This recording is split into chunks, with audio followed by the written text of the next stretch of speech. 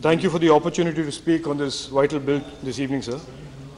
This bill marks what I hope is the first of many steps required, legal, administrative, to secure our nation and our people.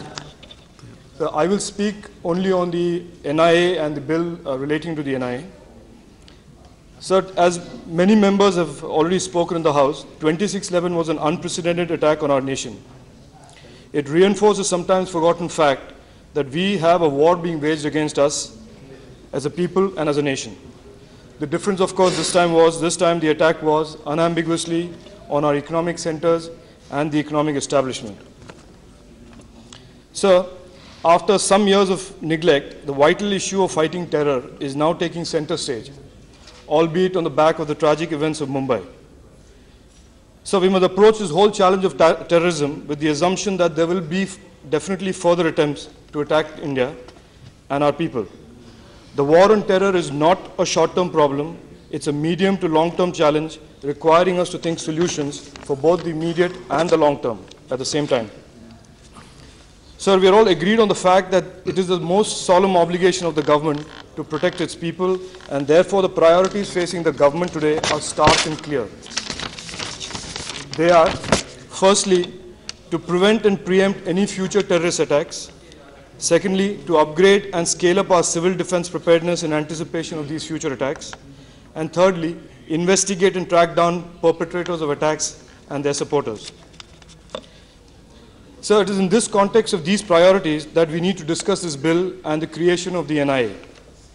I have some broad questions that I would address at the Home Minister, and I hope he will provide the answers. So keeping in mind and reiterating that the government's immediate objective is to preempt and prevent further attacks, it is obvious that what is clearly required today is a coherent, cogent counter-terrorism strategy and an agency to implement that strategy. The overwhelming opinion in police and security circles is that the NIA should have been a national counter-terrorism agency, and the skills, capabilities, personnel, tools required to fight this war on terror be assembled there. However, from the reading of this bill, the NIA is not the counter-terrorism agency that the country requires. It is not obvious to me where that resides in the government, which agency is designated to lead this counter-terrorism effort. Is it the NIA, or is it the same old multiplicity of agencies and institutions with no clear line of command and ownership? I would humbly and most respectfully urge the government to establish a clear counter-terrorism strategy and leadership. And if this has to remain a secret, so be it. But a confirmation from the government that there is such an effort in place and there is such a leadership in place will go a long way in making the people of India feel confident about the efforts underway to fight this menace. So the bill and the accompanying notes and the discussions in the public domain suggest that this National Investigative Agency is actually just replacing the much politicized crime investigating branches of the state police, and therefore will be tasked with investigating offenses that have already been committed. So one of the reasons for the weakening and crippling of the capabilities of state police agencies is the excessive political interference in the appointments, transfers, promotions, to such an extent that the best talent in our police forces shun going to these departments. So there is a follow-up question that would be useful to get an answer from the Home Minister. What steps will the government take to ensure that the NIA does not become another politicized law and order institution amongst the other alphabet soup of institutions we already have? This is not a passing concern, given that governments, currently and in the past, have had a pathetic track record of building and nurturing new credible institutions of governance and keeping them focused on the real work instead of using them for political investigation and intelligence. We have also seen, to our disgust and dismay, political leaders playing politics with the work and performance of many brave police officers, including one such performance yesterday outside the Parliament. Sir, Fareed Zakaria in his book, Post-American World, talks of the US, Britain, Israel shrugging off and bouncing back after terrorist attacks.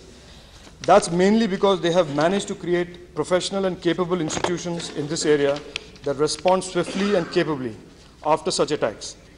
So I would urge the Home Minister to look into the downstream issues of how to nurture and build the NIA into a fine, capable professional agency, and most importantly, an agency that is resistant to politicization of the kind that's crippled and eroded so many others in the country. So this will also go a long way to gain the respect and trust of the people in what it does and how it does it. So in ending, I'm not an expert on the subject on terrorism, but post 26/11, everybody in India is aware of the serious threat and the inadequacy of our intelligence and security organizations and leadership to counter terrorism. Even the Home Minister has admitted to lapses in the security operations. I and a large number of MPs have urged an independent inquiry into what went wrong, like the 9/11 Commission in the US.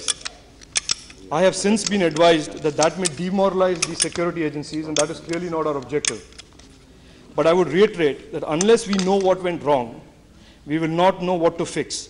And unless we fix the mistakes, we could pay the cost again on some future date. I would urge the Home Minister to give the House an assurance that he has independently and comprehensively examined and established the systemic flaws that led to 26/11, especially in areas of joint action, intelligence follow-up ownership, and integrated functioning of agencies, since these will be required to address the issue of how the NIA will be organized in the future. So let me end by saying that securing the country has to be a truly national effort, and I hope the current political consensus continues as the other important steps to increase and strengthen the security of our country are planned and implemented. Thank you, sir. Thank you, Chandrasekhar ji.